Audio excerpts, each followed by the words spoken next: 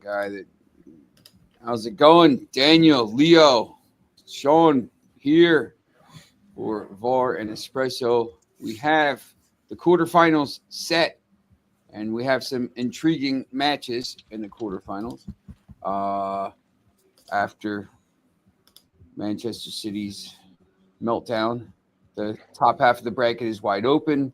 The bottom half of the bracket is not. What did you think about the matches yesterday?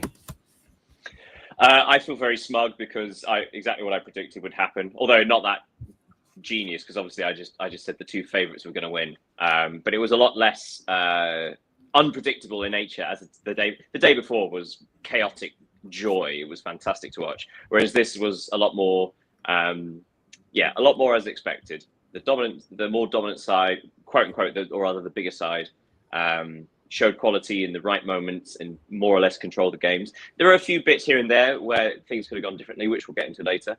But yeah, I think two sort of mature performances from the two favourites. I was interested. The Dortmund match, which we'll start with the later match, and I don't know if you guys had to watch the full game.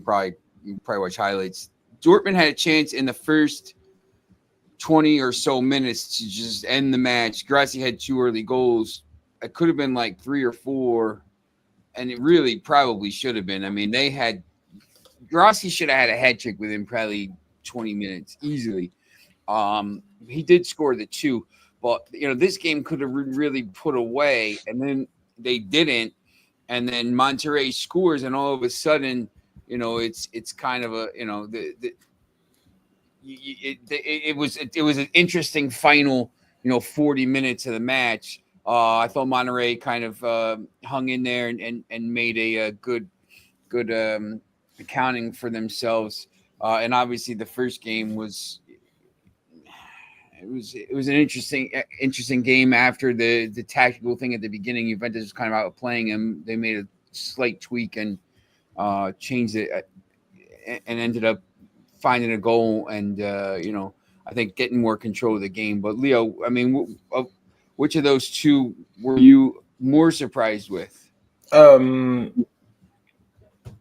no surprised. From neither result, because we talked about it yesterday, and the favorites have won their games. So, but I have to notice that, Daniel, you must be disappointed by the Dortmund-Monterrey result, because there will be no reunion between Sergio Ramos and Real Madrid, no between the Bellingham brothers. Yeah, that's the cruel twist, isn't it? Joe Bellingham picked up a yellow card, which means he's suspended for the quarterfinal. So we were wondering about the narrative of either the Bellingham brothers or Sergio Ramos and Canales facing their former club. And we're not going to get any of it. It's just going to be two teams now. But yeah, it was quite funny to see that Dortmund didn't actually dominate this game. They didn't have the possession. They didn't shot more than Monterrey, but they have Guirassy, and Guirassy did some Guirassy, scoring 2 more vital goals for Dortmund, as he did during the whole season. And something I wanted to note, and we will talk about it when we will come to Real Madrid Juve, it's that the goalkeepers are making a big impact in that competition. There are a lot of great performances from them. We talk about them every day because they are quite brilliant, to be honest. And if I can say something I didn't like, of course, it was there was again some deplorable behavior from the fans with homophobic chants. So just like what happened during the River Inter game, it's images we don't want to see in football. I mean, I completely share that sentiment, Leo. I was reading about it this morning, and apparently it has become just a thing in Mexican football when the goalkeeper. We've got something not dissimilar in England, right? So when a goalkeeper at any level in football, when a goalkeeper goes to take a goal kick, there's this big build up from the crowd of oh, and he hits it, and then you say, "You're insert bad word here." It's childish and it's playful, but essentially it's non-offensive. Whereas what's become in Mexico is using a homophobic slur in that spot, essentially, which is completely unacceptable. Always has been, but especially in this day and age. And it was interesting how it took a while for the warning to happen in the stadium. But of course, before any risk of abandonment could be implemented, the game was finished. It seemed a bit late to sort of make that threat. But also, it's important, I suppose, considering it's the Club World Cup. The considerable number of people are watching this, and they will see this, and hopefully they will share in the condemnation. And only in that can you get change. Sean, what did you think about that game? Garassi is a good player, obviously. I thought,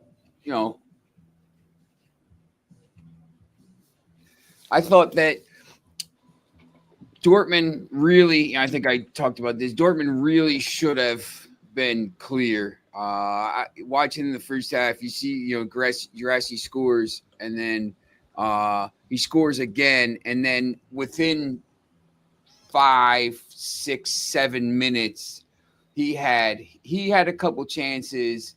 Him and Adeyemi were linking up. I mean, the assist was fantastic for the first goal.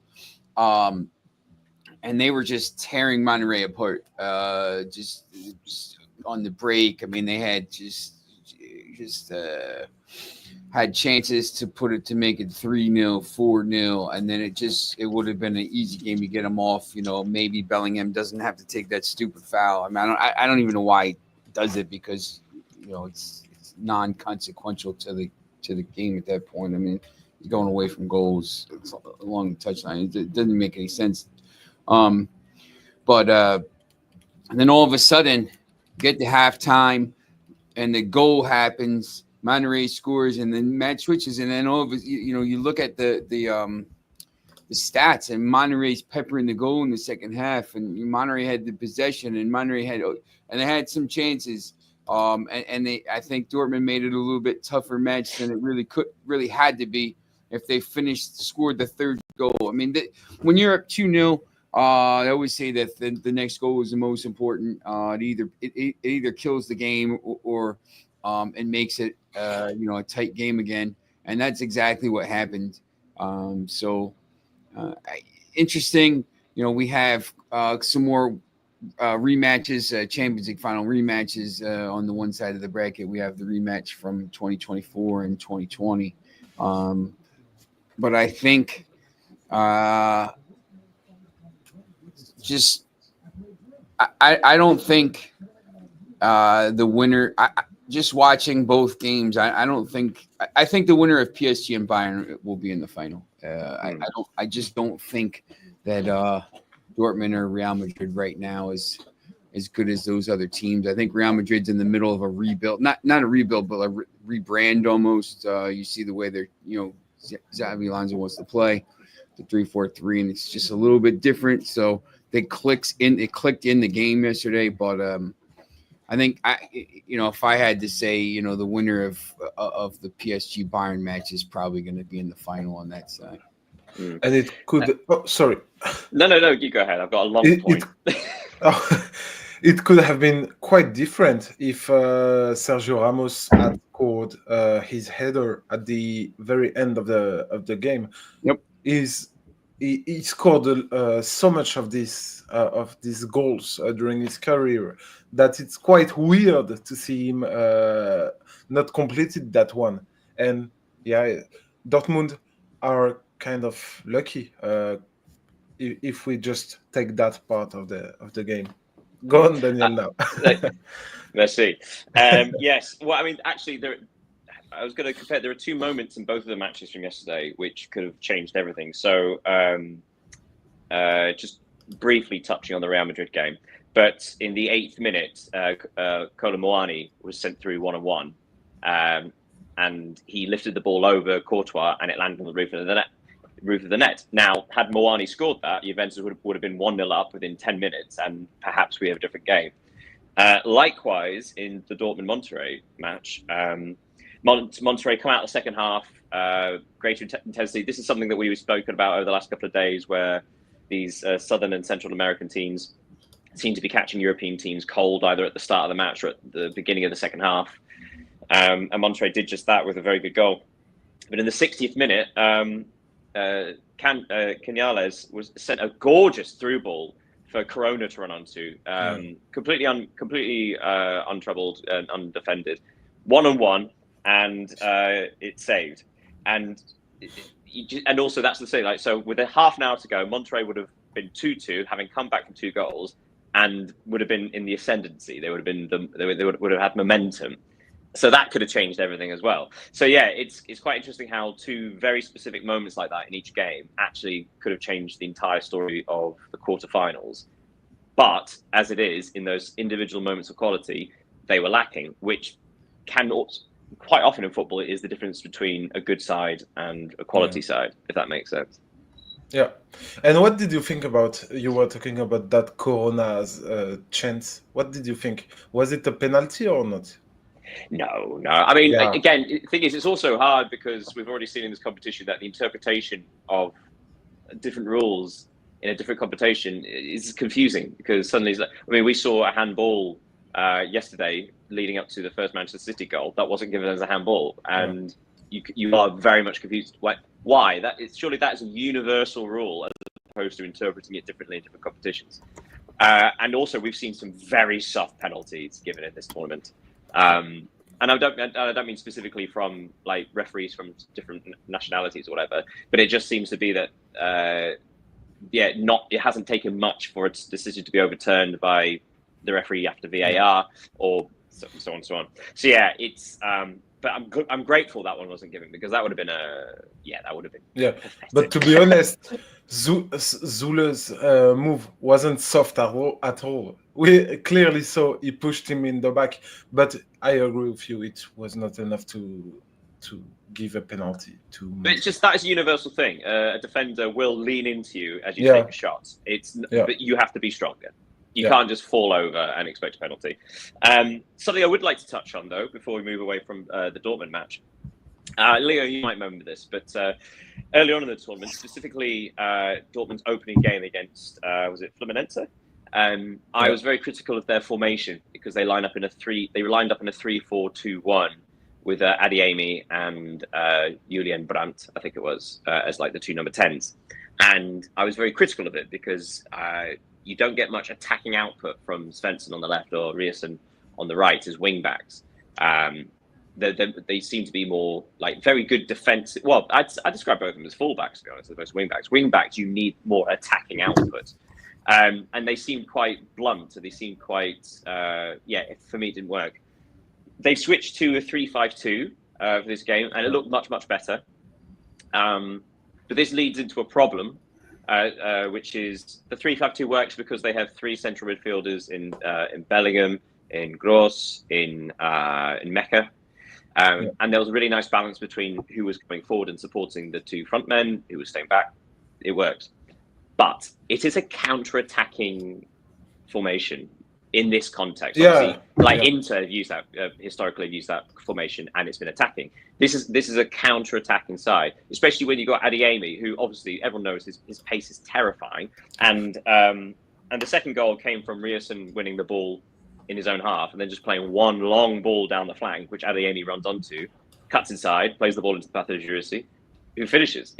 That's excellent counter-attacking. But Dortmund, and sorry, this big intro for my main point, but Dortmund have been in this strange headspace for the last 5 or 6 years where they're a big side in Germany, and yet they have the squad which really only counter-attacks. Well, maybe not the past 5 years, but ever since Haaland left, essentially.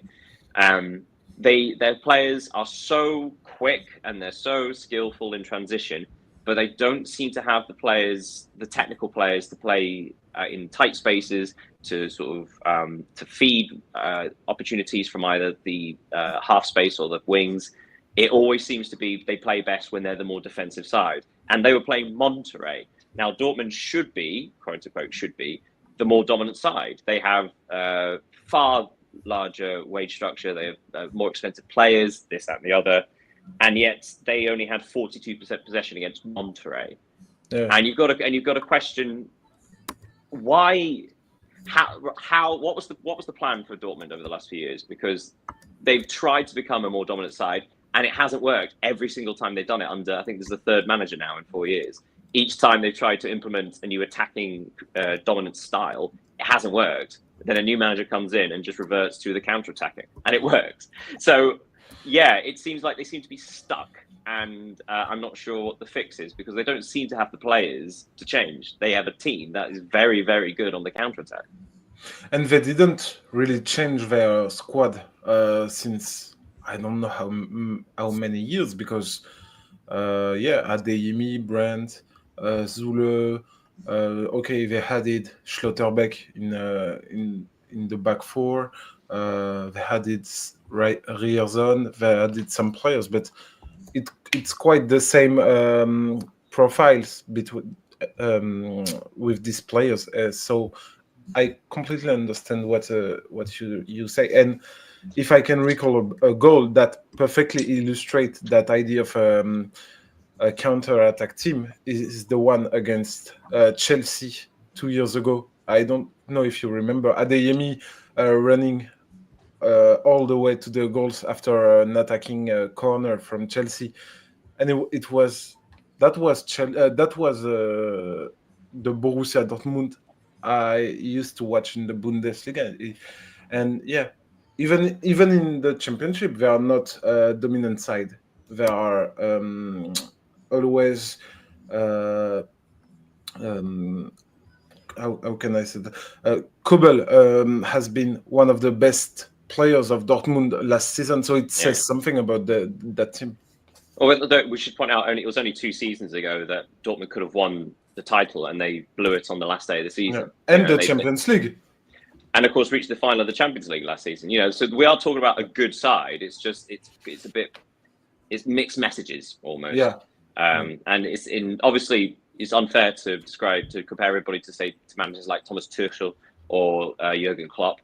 But it does seem like after Klopp, who had such a distinct identity tactically, and Tuchel, who is such a good manager of any team, it seems.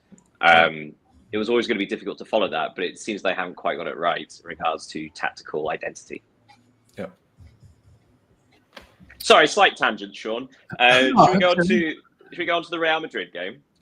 Yeah, we'll talk about this. Kind of wasn't. It's a little boring, to be honest, but yeah.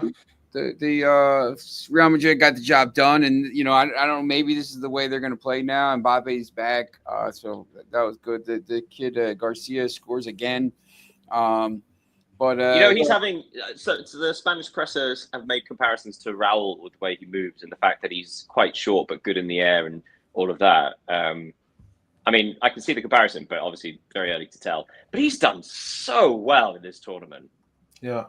And that the thing is with he's one of these guys. Maybe I don't know. Maybe they were going to do something. Maybe they're going to put him on loan. Maybe he was going to be a backup. Maybe he's going to be something. And then all of a sudden now he scores every match. Now, hey, now I got to say, I mean, maybe I got to play him. Maybe maybe he's in our plans. And that's what happens. I mean, these young kids, they take your chance, and then you can't come out of the lineup. Obviously he will come out when Mbappe's back, but maybe he's the first guy off the bench now. Maybe they rotate. Maybe they, maybe they sell Rodrigo now because they say, hey, we got this guy. Maybe we can get 100 million for Rodrigo from Arsenal or something like this.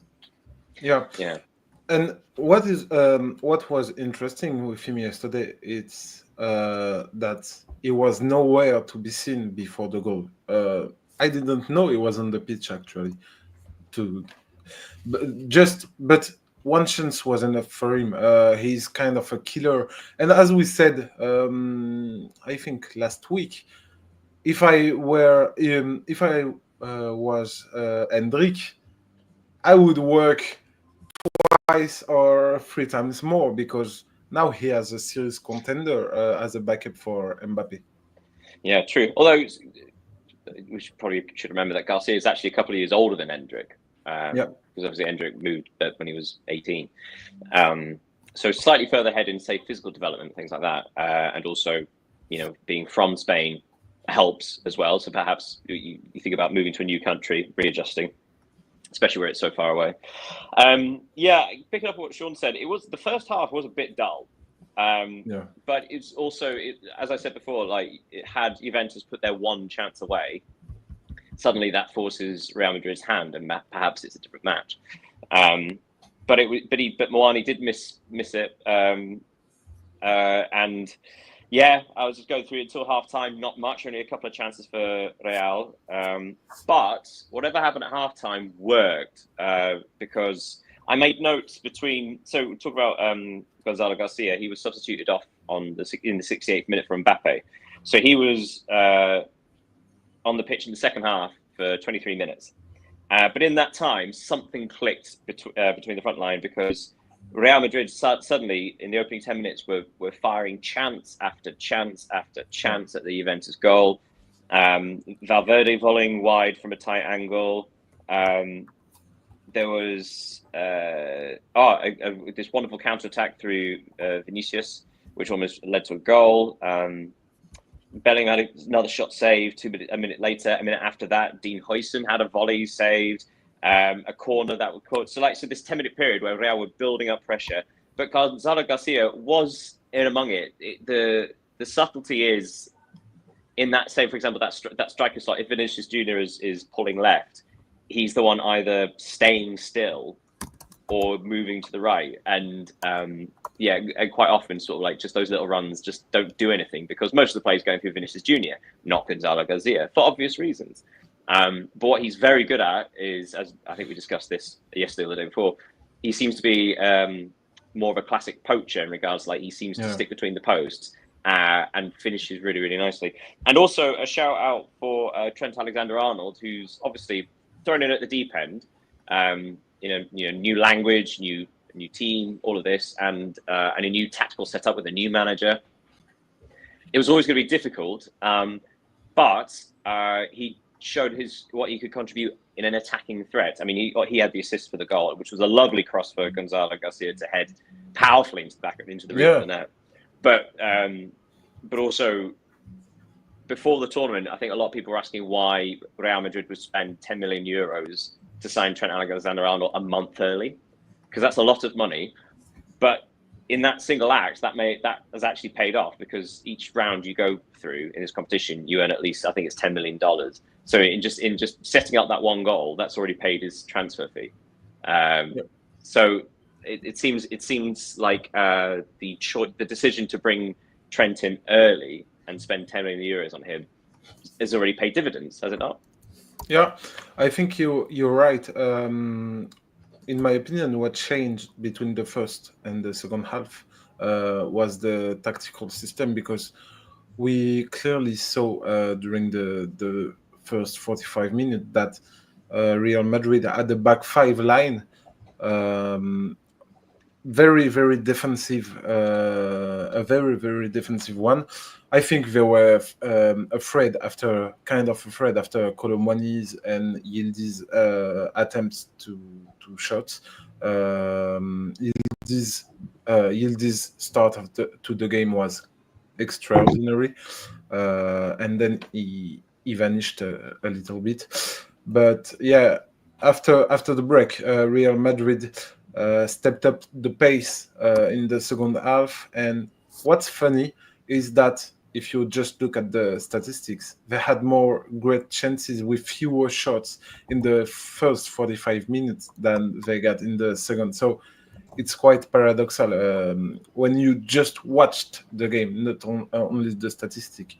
And we have to, even if Juve lost, we have to give credit to Di Gregorio, who made a terrific performance yesterday. Yeah, 10 saves. 10 saves. And he's the keeper with the most saves in the competitions. And his saves were practically all crucials, because I think there is a save and a save, and he did a lot of great saves. Yeah, there was one right at the end of the first half. Valverde shot from 30 yards. Yeah, and managed to tip it round. Like that was a very good one. Yeah, so it was interesting, and at the end, seeing what Real Madrid produced in the second half, it was quite normal, logical to see them win, and they could have win more, much more than 1-0 if it wasn't for Di Gregorio. Yeah, it might actually be a bit of a positive for Xabi Alonso, because in the first half, what you saw was Real Madrid being a bit more, as you say, a bit more defensive. But obviously, it was quite obvious that Yildiz and Moani was pulling off to the left, and Yildiz and Moani were basically double teaming Trent. Yeah. So therefore pinning him back. And they're getting a lot of success down that left. And actually, they seem to be setting up in a 5-2-3 sort of formation defensively, with Bellingham on the right, and that's considering he has more defensive. He's more strict defensively than, say, someone like Huller. Probably gives more cover for Trent. But that was interesting. And yet in the second half, it changed, and they got more control forward. But the other thing I was going to raise, which I found quite interesting, was initially, it's like every time they had a set piece, you have Huller and Trent Alexander-Arnold standing over it, one being right-footed, one being left-footed. Now, initially, to me, for example, at a corner, I would say that you don't need two players at a corner, because obviously then you could have another player somewhere else, either covering or whatever. But it showed time after again, especially in the second half, that actually it worked, because what happened quite often would be the initial corner was headed away, but then it'd be recycled, and then you'd have two players who would be perfectly complementing each other, because one would, like, one's right-footed, one's left-footed, one goes inside, one goes outside, and actually caused real difficulties for the Juventus defense. So not only just the initial set piece, but also the second phase. And what I also liked was the fact that Gouler he had a creative role yesterday, closer to his defense.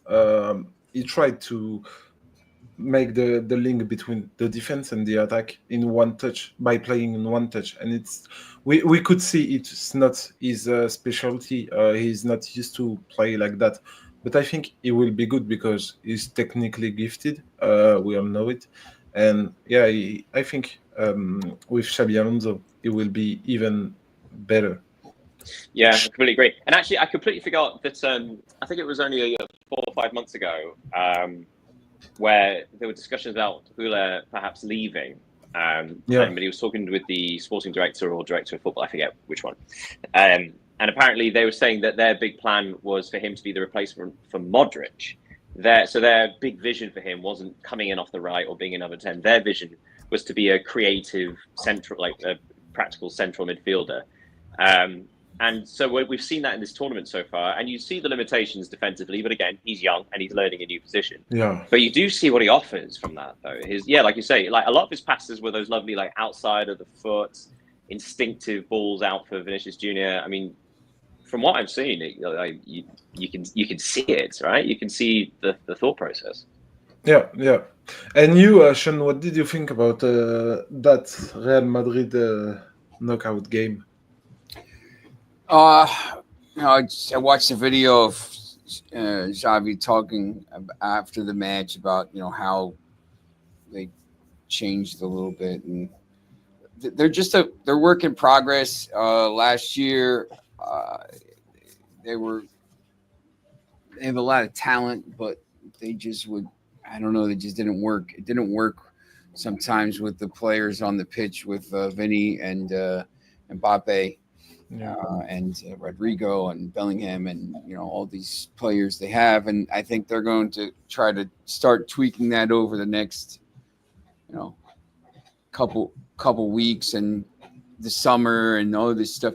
I think if Real Madrid wins this tournament, I think it would be obviously I'm not Perez doesn't want to lose tournaments, and obviously Real Madrid is always a team that wants to win every competition they're in, but this is just to get them going for the season, to try to go at Barcelona and try to get back in the Champions League and try to kind of do all this stuff. I mean, it's going to take a little time for it to click with them. You could tell, just in matches it did that yesterday. I thought, once again they were better in the second half, but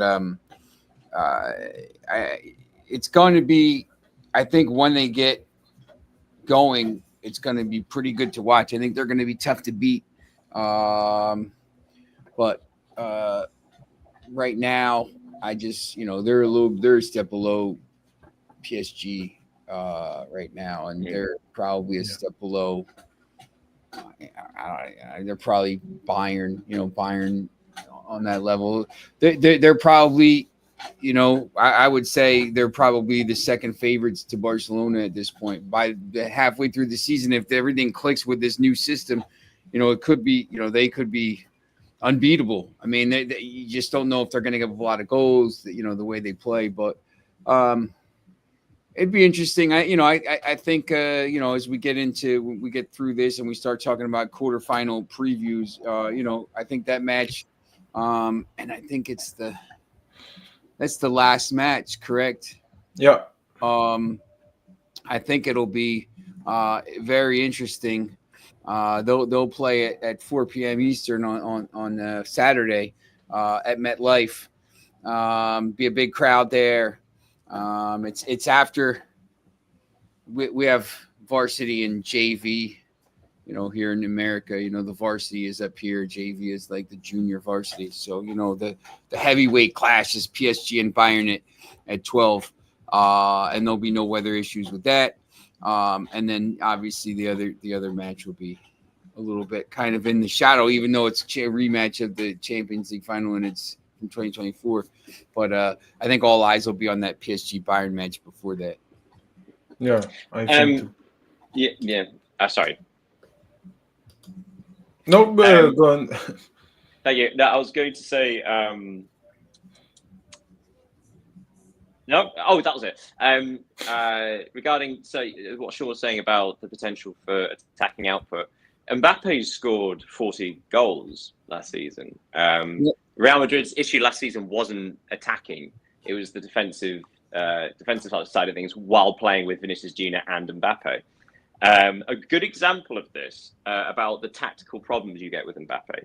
There was a moment, I think it was in the 87th, 88th minute, something like that. And Juventus had the ball, and it's Cambiasso in the left wing back situation. Was it? Yeah. Yeah. Cambiasso has the ball, and Mbappe's putting him under pressure, sprinting down on him.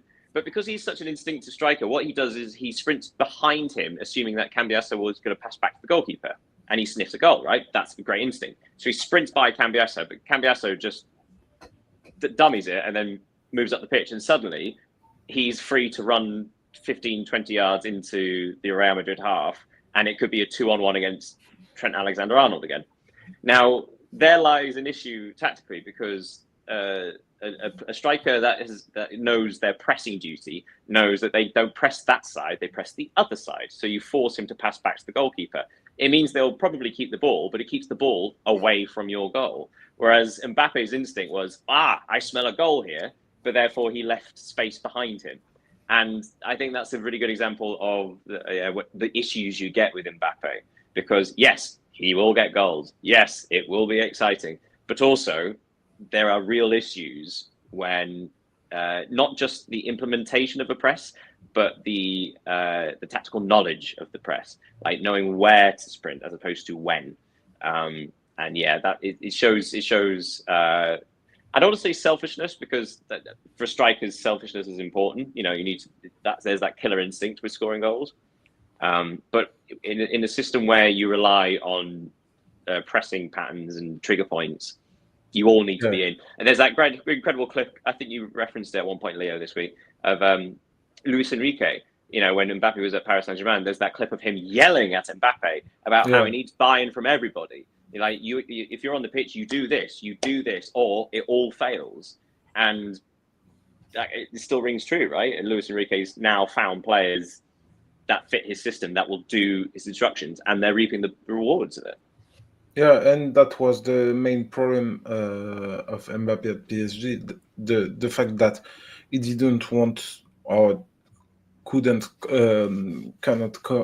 cover the pressing Enrique asked. And as we know, Enrique is a big fan of pressure. So yeah, it will be interesting to see how Xabi Alonso deals with Mbappe, because he will need to run. Yesterday, Xabi Alonso said that his team and his players particularly will need to enjoy having to make some runs, to press and to play without the ball. So it will be interesting to see how Mbappe will do, because he's not a great fan of running just to press. He wants the ball, he wants to shoot, he wants to score. He's a killer, as you said, and yeah, it will be quite interesting. And now we have a European bracket, PSG, Bayern, Real Madrid, and Borussia, and then everyone else will include Chelsea in that. Al Hilal, Palmeiras, and Chelsea. The rest of the world, as they're saying now, the two Brazilian teams, Saudi and Chelsea. Chelsea, I guess, counts as three squads at this point with everybody they're signing.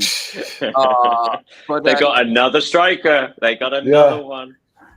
It's at some point, like I don't understand how they can just keep signing players with no repercussions. Well, they keep finding these loopholes. They sold the club hotel to themselves. They sold the women's team. They're like there. I mean, I don't know what else they're going to sell. I'm not sure what else there is. They just sort of start selling bits of the stadium to fans. But he's a good guy. He's smart. These guys, that's he owns the Dodgers as well, and he's a businessman, so they know how to get around that stuff. The second contest, it's 4th of July, so that here it's a holiday. It's in Philadelphia, obviously home of the stuff. They'll have a match in Philadelphia on next year at the World Cup on the 4th of July, which will be the 250th anniversary of the Declaration of Independence and all this stuff. Fluminense plays Al Hilal, 3:00 Eastern time in Orlando. If you're going to get some weather, that's where it's going to be. Philadelphia is supposed to be nice on Saturday. Palmeiras at 9:00 plays Chelsea. Real late match there on Friday night. Saturday, the matches are at 12 and 4. They got the matches all over the place once again.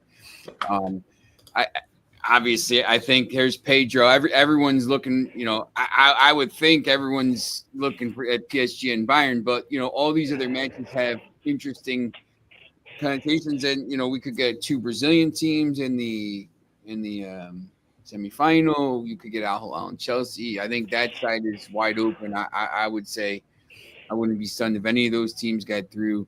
And then, you have the two rematches of the Champions League finals from 2020 and 2024 and big time teams, the heavyweight teams left. Which, Pedro, how's it going? Which quarterfinal match are you looking forward to the most? Just to tell you, there's a heat wave in Portugal, in south of Spain. I'm completely sweating. Temperatures are so high. I'm sorry, guys. It's really so high. The same here, Pedro. It's really so. I cannot go to the beach before 5:30. It's incredible. It's incredible, guys. I hope the weather can get better. Let me just tell you one thing, like Leo. Manchester City game against Al Ahly. It was like a fairy tale for Al Ahly. I dropped you a message, guys, like 3:00 in the morning. It is true, or am I dreaming? Al Ahly are eliminated. Al Hilal. Al Hilal. Okay. So, it was amazing. It was amazing. They make the game of their lives. Absolutely incredible match. So yesterday I was watching a Dortmund game. It was the night slate, and the striker Guzari. It's a guy with killer instinct. My God, you know how the guy move in the box, how he take the opponent from him, how he shoot to the target very efficiently. It's really a striker with killer instinct. So they gave 2 goals advantage. I thought it was an easy second half, but it was not, because in the beginning of the second half, Monterrey scores and opened the game. So the game was open till the end, and we have that head from Sergio Ramos, the ball with the spin. If he didn't give so much spin to the ball, I think he should score. Yeah. And equalize the game. So it was also an open game. And you are asking me about the quarterfinals, right? Yes. The round of 8. Let me see if PSG can go through, because PSG is the champion, is the current champion of the Champions League. So it's the best team in Europe. I hope them go through, so Europe can have PSG playing this tournament. Is with what I'm wishing now. And PSG is not Paris Saint-Germain, it's Portugal Saint-Germain, because they got a lot of Portuguese players. Yeah. No, you know, they take Nuno Mendes from Sporting. I was not prepared to lose Nuno Mendes. Nuno Mendes is really a good left wing, really good, world class. Then you come, I think, to Porto. Yeah, the best left wing in the world. Then Vitinha in midfield. Do you know the finesse of Vitinha? My God, he's so smooth, so silky. My God, looks like a very good Bordeaux from Pomerol. Yeah, but the thing is about Vitinha, like, I don't think anybody saw it coming. His move to Paris Saint-Germain was quite surprising, because obviously before then he was playing for Wolverhampton Wanderers, and he was very underwhelming there. Although again, the Premier League is very physical in comparison. But again, I don't think anyone saw that. Oh yes, he's one of the best midfielders in the world. Not sure how. I tell you one thing. Then I appreciate more watch Ligue 1 than La Liga, because Ligue 1 is very competitive.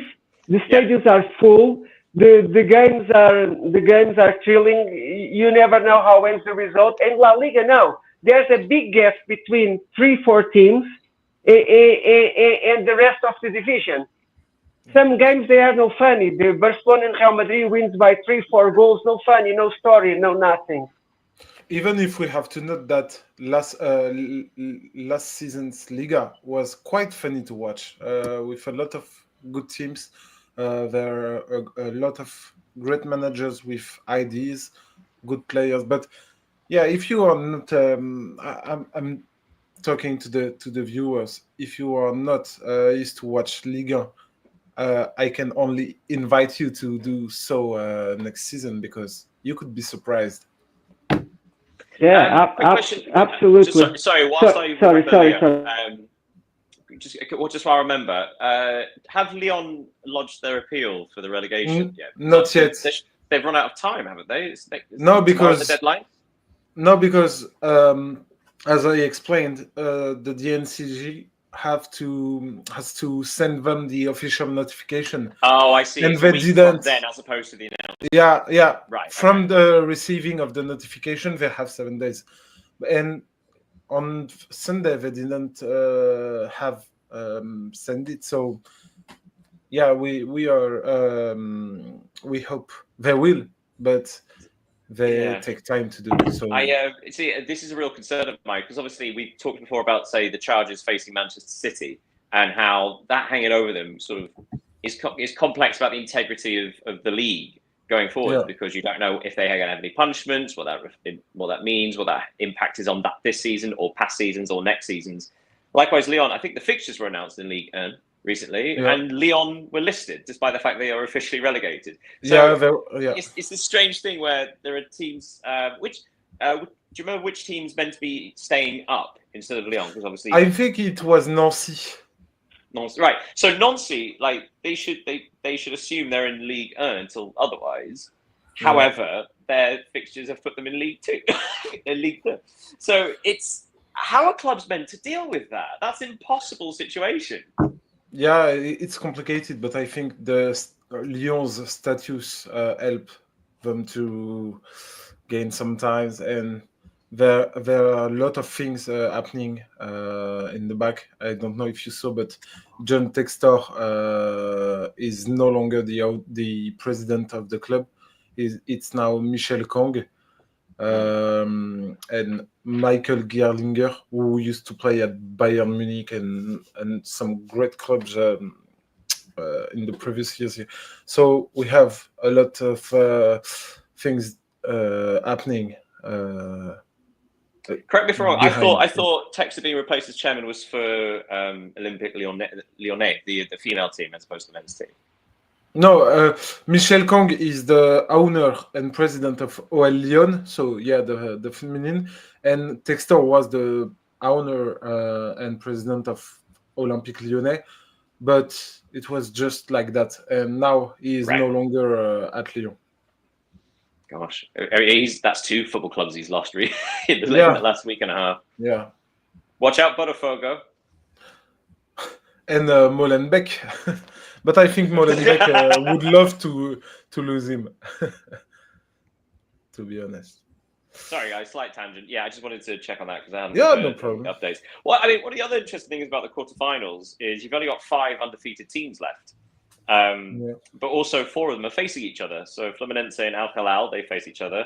Dortmund and Real Madrid, they're undefeated. So at maximum, you're going to have 3 undefeated teams in the semi-final, although possibly fewer. It's quite strange to think that the only fixture where both teams have lost is Paris Saint-Germain and Bayern Munich, ironically. Yeah, that's true, and it will be the biggest game of the tournament so far, or at least of the quarterfinal. And I agree with Pedro.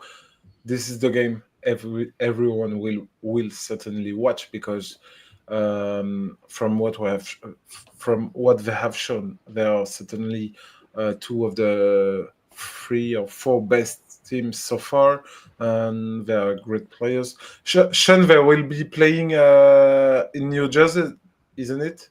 Yeah. So they will play in a big stadium. It's the final. That's the final game of the day of the quarterfinal. So from that point on, that game and then the 2 semis and finals all be at MetLife. So the last 4 games of the whole tournament will be in New Jersey.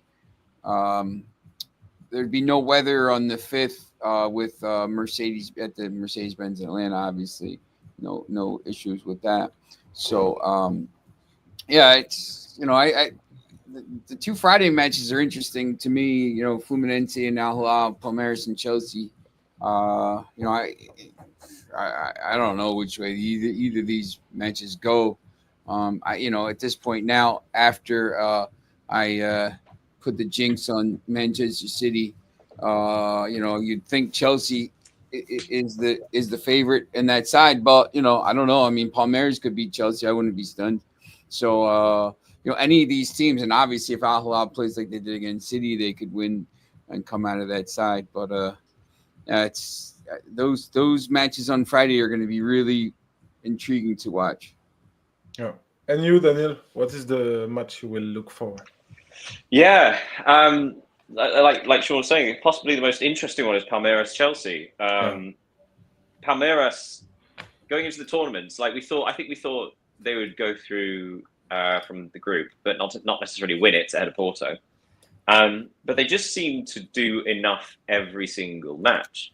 They are incredibly well organized defensively. The match against Botafogo was a bit, I was going to say difficult. It was miserable. It was a miserable match, but they managed it. They did enough. They scored the goal. They defended well.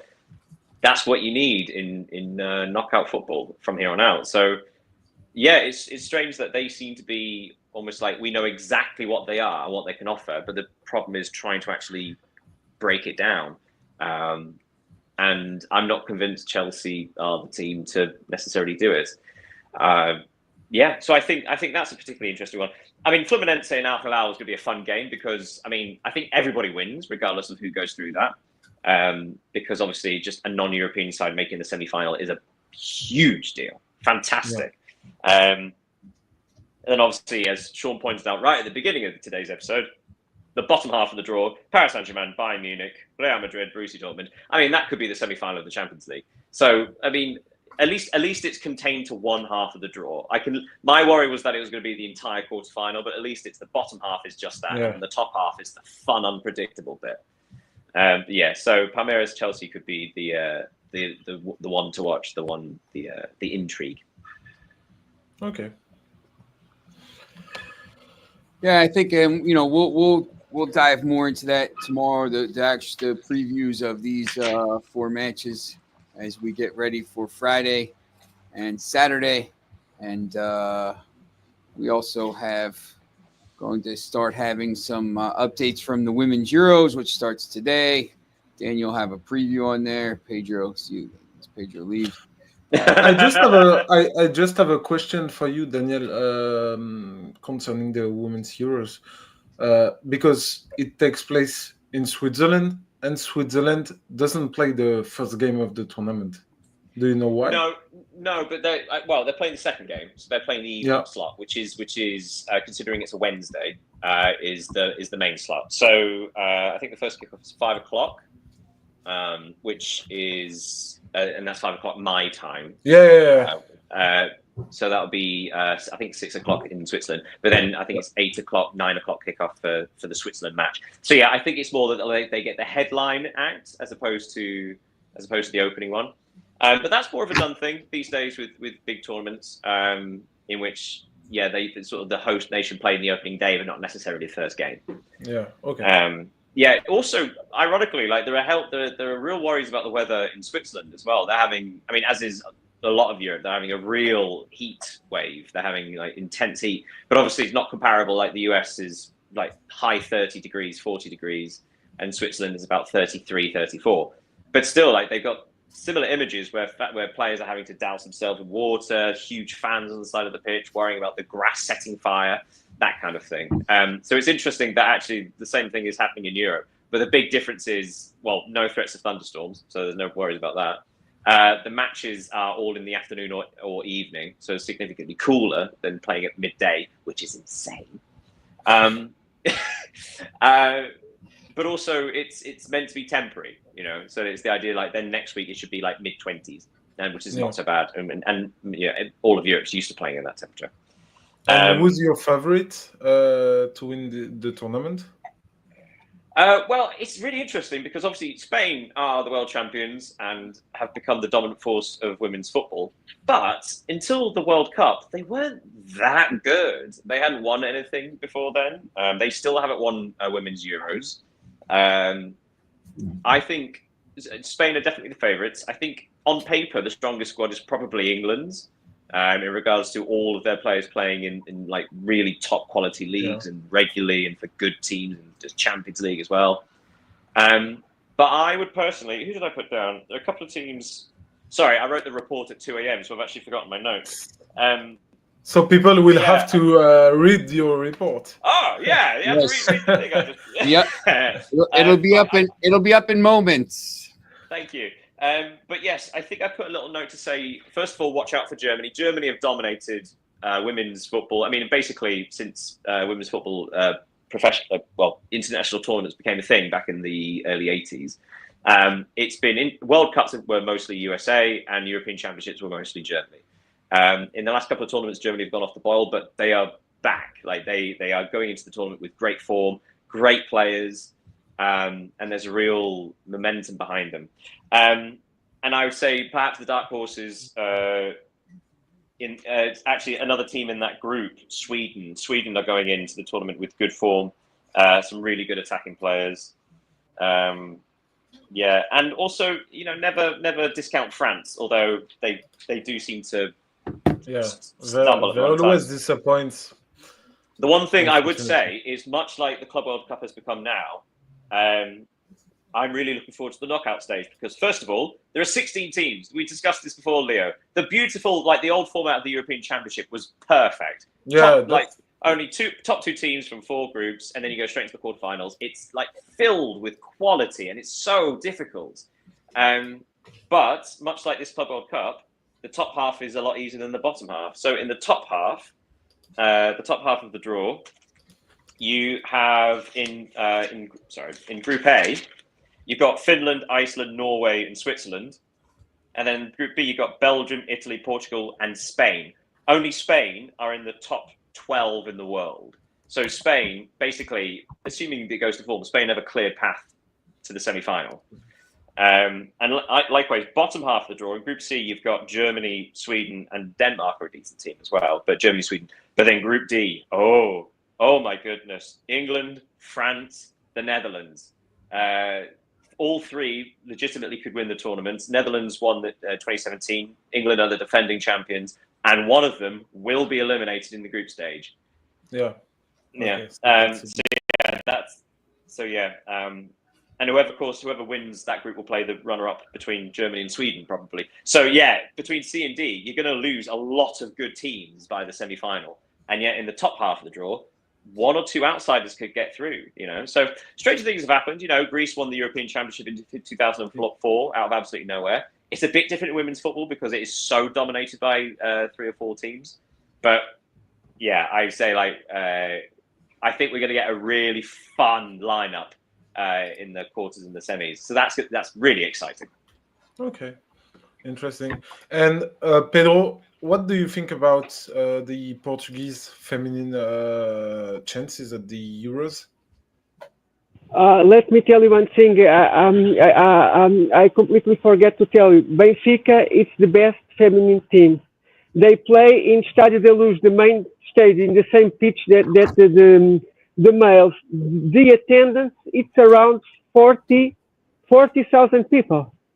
40,000 people to watch Benfica in a lower competitive league like the Portuguese Humans League.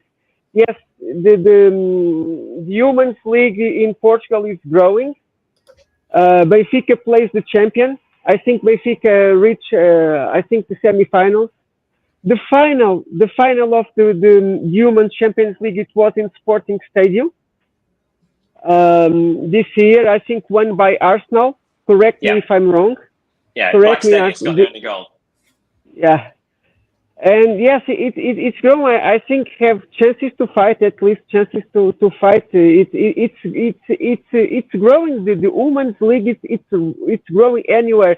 Do you know that the WNBA it's already a billionaire business? I don't know if Chan follows the WNBA in the United States. It's broadcasted for many countries. Yeah. The players are professional, well paid. Yeah, the WNBA was miles ahead of other women's sports for this. Yeah. For me, it's positive because you know that women in athletics have the same prestige of the men, almost. If you go to the Olympic Games, you follow the women and the men at the same level. Okay, but not in other sports. But now things start to be more balanced because if you want the women's leagues to be professional, they must be advertised. They need to be broadcast. People must attend to the stadiums, and the sponsor must show up. People who want to invest must show up to make the things run. It's like in the other business, as you know. But I like to watch the humans play very well. Also, it's very interesting to follow. I completely agree, but also I will point out how fun it is for men talking about the women's sport. Right, so before we go, I thought I'd add another, because we're doing some quiz questions at the end of these episodes recently. At the end of the round of 16, obviously the maximum each team has played is 4 games. Currently, the top, I'm sure you guys know this, currently the top goal scorer in the Club World Cup is?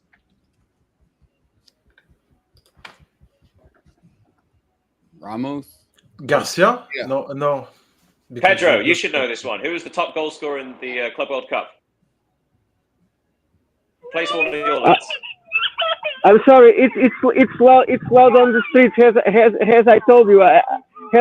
I'm in a beach resort. Right. Okay. It's Angel Di Maria. Angel Di Maria. Okay. Is the current top goal scorer. But of course he's the only one with 4 goals. But he scored 4 penalties, which is quite unusual. Sorry. Let me share one thing with you. Then, do you know that Vitor Gyökeres was the best scorer in Europe, but Mbappé wants that golden foot, and why? Because in La Liga the factor is 2, and in Portuguese league the factor is 1 goal and a half. So it's almost impossible to win. But Vitor Gyökeres, it was the guy who scored more goals in the European leagues. The best. Although, funny enough, I'm still not convinced by Gyökeres. The golden foot. But the next question I was going to say, so there's only one player on 4 goals, that's Di Maria. How many players do you think have 3 goals in the tournament? So there's tie for second place. How many? 6. Sean's going with 6. I have Widad Abu Ali. I have Gonzalo Garcia. Guirassy. Right, go on, Leo, we're going to press you. We're on time here. Come on. 12. Okay, no, I would say 5. It's 12. You're going with 5. You're saying 12. Okay. You're saying 12, Sean. I think it's 10. Marcus Leonardo, Seo Grassi, Beteram, Gonzalo Garcia, Harry Kane, Michael Leese, Erling Haaland, Kenan Yildiz, Phil Foden, Pedro Neto, Wissam Abu Ali, and Jamal. Neto. You're absolutely right. It's 12. Apologies. Sorry. I forgot Neto. Are you cheating? Are you cheating, Sean? I knew it. Said 6. I knew all of them. But also things to consider in regards to that list. Yildiz, no longer in the tournament. Haaland, Foden, not in the tournament. Bertarami, no longer in the tournament. Abu Ali, not in the tournament. Same thing with I think that's everyone else. So you've got Gonzalo Garcia, Serge Girassi, Harry Kane, Marcus Leonardo, Jamal Musiala, Michael Elise, although 5 of those goals between those 2 was against Auckland, and you have Pedro Neto. So none of them are currently the top goal scorers, but only only 7 of them are still in the tournament. So the race for the Golden Boot is really hotting up. But also, just as a final, Hakimi could end up winning it because he really could. He's on 2, isn't he? He's on 2, and they could play 3 more matches. But also, it just kind of highlights, for example, obviously Bayern Munich have 3 players on that list. Again, they played Auckland. But it does also highlight that how teams are having to share around the goals. It's not one person dominating. And in Benfica's case, how reliant they were on penalties to get through the tournament. That was it. That was my little quiz. Okay. All right. I like this one. But just also quite interestingly, there's no one's got more than 2 assists. So also goals are coming from different places, but they're also being created from all over. So there's no sort of one dominant player. Okay, Great. That's interesting.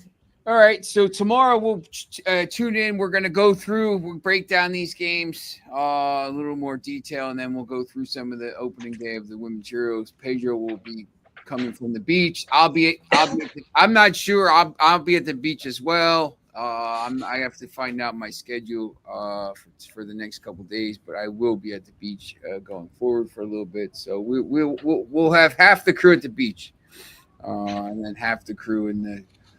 It's all right. I'll just go to stick my feet in the canal or something. Yeah. We'll be at the. I'll be in the boardwalk. So we'll do live from the boardwalk. All right. So make sure you tune in and make sure you read all the Steve Hopper and Daniel's articles from the Women's Euros, as we have boots on the ground, and we have all kinds of different stories coming there daily. So make sure you're tuning into Sports Talk. See at the bottom, Sports Talk United. Get on the Instagram, get on the socials and all that stuff, and see videos. All right. Thank you so much, guys. See you Have a tomorrow. good day. See you tomorrow.